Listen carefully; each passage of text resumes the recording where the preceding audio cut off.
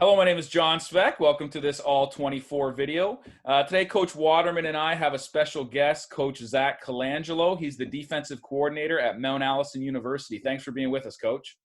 Oh, thanks for having me, Coach. Excited to talk some ball. Awesome. So, Coach is going to talk us through a concept here of simulated pressure. So, I'll just go ahead and give you the floor. Awesome, appreciate it.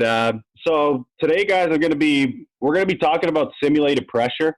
Something at Mount A we believe in as a concept. Something that's a big part of what we do on second and long. So get right into it. Simulated pressure. What does that mean, guys? All we're trying to do is so to us, a pressure or a blitz is when you rush 5 guys or more. Okay, so what we're trying to do is we're trying to create pressure by only bringing 4 or less. So we're creating the illusion of a blitz or a pressure, but we're only rushing 4 or less. So we're safe coverage-wise. We're able to play a really strong coverage on the back end, but hopefully get home with our simulated pressure. So a couple of the key points for us. Usually this is run out of a sub-personnel grouping. So what do I mean by that? We're substituting one of our usually front players, bringing an extra DB in. This just allows us more room to rotate coverage. It allows us an extra guy that can play man coverage or deep zone. It's not something we do on 1st and 10. Usually this is more of a second and long, second and pass type thing. What we're usually trying to do is we're basically just trying to attack a protection, or more importantly, we're just trying to attack the quarterback.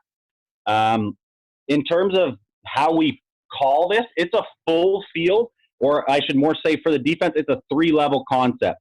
So it's not something where we're just tagging a simple cover 3 pressure with Sam blitz, Mac blitz. It's the front, the coverage, and the blitz is all one thing. So it can be a one-word play call.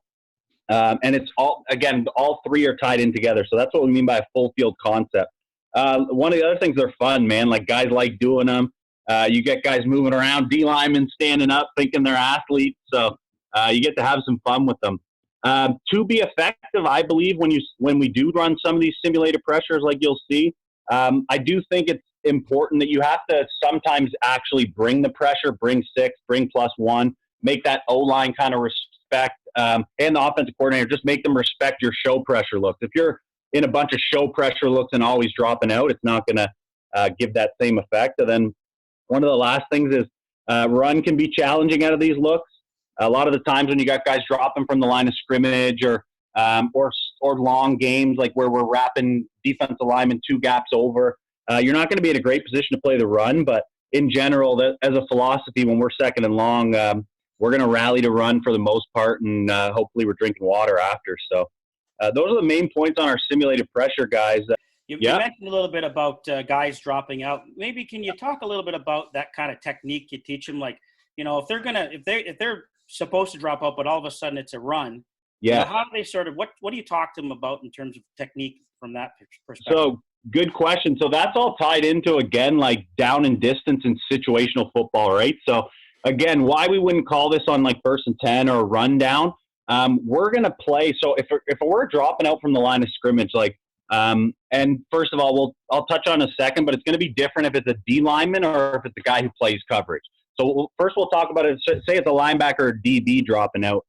He's going to play pass. So if he gets any kind of play action or run fake, he's still dropping to his threat because we need him to gain depth. And again, if it is handed off, he'll rally from his drop, if that makes sense, right? Because again, we're only doing this in second and pass. So if we get our guy from the line to freeze on any kind of run fake, he's going to get no depth, if that makes sense, right? So again, if they do run the football, it's on us as the play caller that I put our guy in a bad position that he's dropping from the line. So, so if it's a DB or linebacker, we're going to teach very similar technique to their normal zone rules. The only difference is they're dropping from the line. So for instance, if I'm a will or a DB, whatever we're teaching guys in zone, like for instance, if I'm the will dropping to 2 weak, we call it drop hot to 2.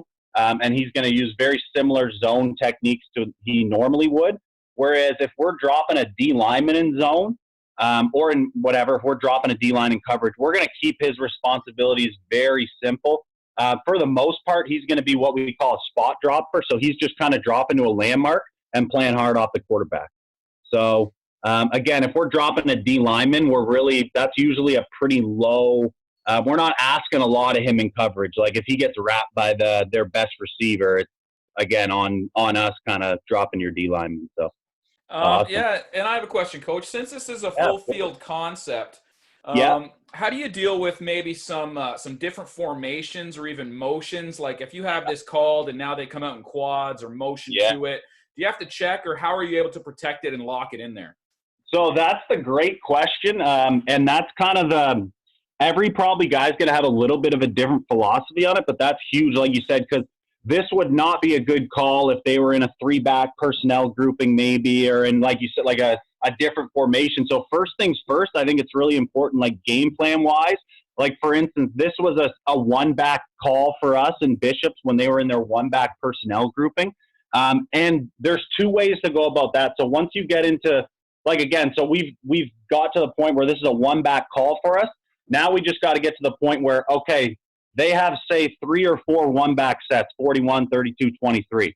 Are we going to, when they're in 1-back, check versus 32, 23, or 41? Or are we going to know how to play this blitz versus all 3 of those coverages? So for this one, the one we're going to show, it's a man coverage concept. So that was one where we're playing it versus 32, 41, 23. But some of our zone stuff, if, for instance, if they came out in a one, so again, personnel grouping, we know because they're subbing and we see that.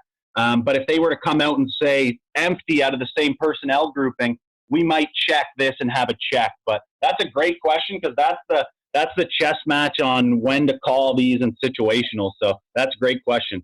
Hopefully that answers it. Coach, one more question I have is when you think about these pressures, you mentioned a little bit about one word, and I guess I'm assuming you can change it each week and what you want to do. So you think about you talk about the back end coverage first, and then this is base coverage, and now we just need to know who gets to where, but that's how we build it?